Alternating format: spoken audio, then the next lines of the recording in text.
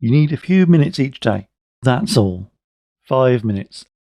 A good time is when you go to bed. This can be an ideal time for daily reflection. Writing at bedtime can also help you make this a daily ritual. Everybody goes to bed. Leave the notebook by the bed and write for 5 minutes before you go to sleep. If you are going to do this at bedtime, then I wouldn't recommend a device, a laptop or phone. Writing by hand is a good wind down. It's relaxing. It's calming. And those screens, they can mess with your sleep. So maybe don't use a screen here. Again, I'd say if it's a choice between doing it and not doing it, then do it. But, think about the health aspect. First thing I do in my daily reflections is I write whether I've had a good day, an okay day, or a bad day. And I've come to learn through this writing that I mostly have good or okay days. Bad days are rare. I'm very fortunate, very lucky. But I don't think I would have realised that I mainly have good or okay days without the daily reflection, without actually thinking about it and writing it down.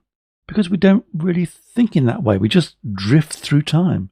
Life washes around us. We pass from one moment to the next. And it's this spending a few minutes to pause and reflect on how we feel that can really highlight the important things. So I write whether I've had a good day, an okay day, or a bad day, and then I say why. I say why and what's happened and what I've done and how I felt. So what you do then when you've written about your day, you write 3 things you're grateful for. You try not to write the same things every day. Look for the little things. 3 little good things that you're grateful for from the day. So mine might be, I'm grateful for no traffic issues today. Grateful that it's the weekend tomorrow. Grateful that the kids have had a good week.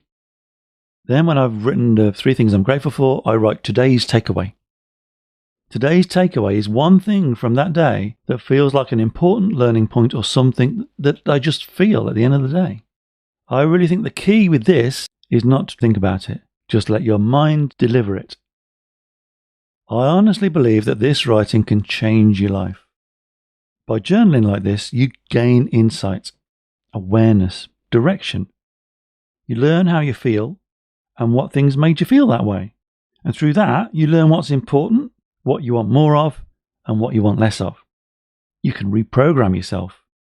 You can rewrite the stories of your life. The stories you've been told about yourself and that have probably been reinforced over the years. Little stories like, oh, your handwriting's terrible, Martin. And then, I tell myself, my handwriting's terrible. And then my handwriting's terrible. It might actually not be that bad, but it gets worse because I keep telling myself it's terrible. Because somebody said it when I was like knee-high to a grasshopper. Someone might have said, oh, he's shy. Or you're not very good at this or that. You can rewrite that. And what you do then, you write the story of the person you want to be. You work out what you want, then you write how to get there. I know this works because it's worked for me. And if it's worked for me, it can work for you too. So just get something to write on and write. It does take a bit of practice, but it doesn't need to take long. And the more you do it, the easier it gets. You can trust me. I'm a writer.